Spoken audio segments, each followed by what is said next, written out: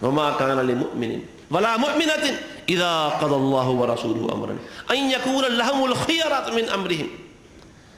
فیصلہ ہو اللہ کا اور اللہ کے رسول کا تو کسی مومن مرد اور عورت کے لیے جائز نہیں ہے کہ وہ اپنی مرضی سے کام لے. جائز ہی نہیں ہے کسی معاملے کے اندر. اس کا تعلق گفتار کے ساتھ ہو، باتوں کے ساتھ، اس کا تعلق کردار کے ساتھ ہو، اس کا تعلق انسان کے عمل کے ساتھ ہو، اس کا تعلق عبادات کے ساتھ ہو، اس کا تعلق اخلاقیات کے ساتھ ہو، اس کا تعلق معاملات کے ساتھ ہو، اس کا تعلق انسان کے عقیدے کے ساتھ ہو. بات وہی ہوگی جس کا فیصلہ محمد رسول اللہ کے صلی اللہ. نماز پڑھتے ہو کیوں پڑھتے ہو ایسے؟ میں یہ کہتا ہوں اللہ کے فضل و کرم کے ساتھ ہم نماز پڑھتے ہیں رفع الیدین کے ساتھ. کیوں پڑھتے ہیں؟ یہ میرے پیغمبر محمد صلی اللہ علیہ وسلم کی. اور آپ نے دنیا سے جانے تک آخری نماز تک ایک ایک نماز محمد رسول اللہ صلی اللہ علیہ وسلم نے رفع الیدین کے ساتھ پڑھی تھی. ایک نماز بھی اللہ کے رسول صلی اللہ علیہ وسلم کی رفع الیدین کے بغیر ثابت نہیں. ایک نماز بھی صحیح سند کے ساتھ ایک روایت ایسی نہیں جس میں یہ ذکر آیا ہو کہ اللہ کے رسول صلی اللہ علیہ وسلم نے وہ جو 4 مقامات ہیں ان میں رفع الیدین کے بغیر نماز پڑھی ہو.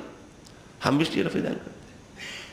اللہ کے رسول صلی اللہ علیہ وآلہ وسلم 2 سجدے کر کے 1 رکعت پڑھ کے جب اٹھتے تھے تو آپ کا امر آخری کیا تھا معاملہ؟ آپ جلسہ استراحت کے ساتھ اٹھتے تھے، بیٹھ کے اٹھتے تھے.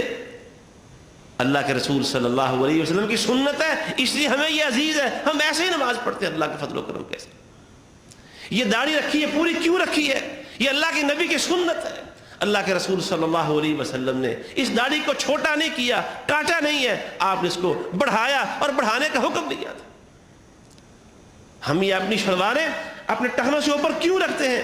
یہ میرے نبی کی سنت ہے اور میرے نبی کا فرمان ہے. اور آپ نے فرمایا جو آدمی اپنے ٹخنے اپنے ازار کے ساتھ ڈھانک لے گا، ٹخنے ننگے نہیں ہوں گے، اس کے ٹخنے جہنم میں جلائے جائیں گے. ہم اپنی عورتوں کو اپنی بیٹیوں کو حجاب کے ساتھ گھروں سے کیوں نکالتے ہیں؟ یہ اللہ کا حکم قرآن کے اندر آیا اور میرے نبی نے حکم دیا تو صحابیات نے اپنایا. وہ بتائے کیوں عورتوں کو کھلا لے کے باہر جاتے ہیں؟ یہ رسول اللہ کی اتباع.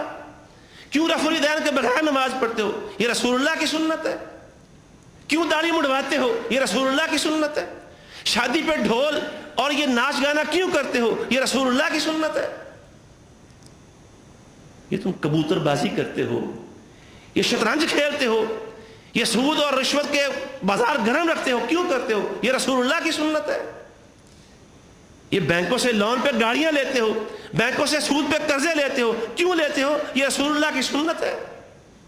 بتائیں کہاں کھڑے ہم؟ حضرات یاد رکھیے کامیابی کا راستہ اتباع رسول کا راستہ ہے. نجات کا راستہ رسول اللہ کی پیروی کا راستہ ہے.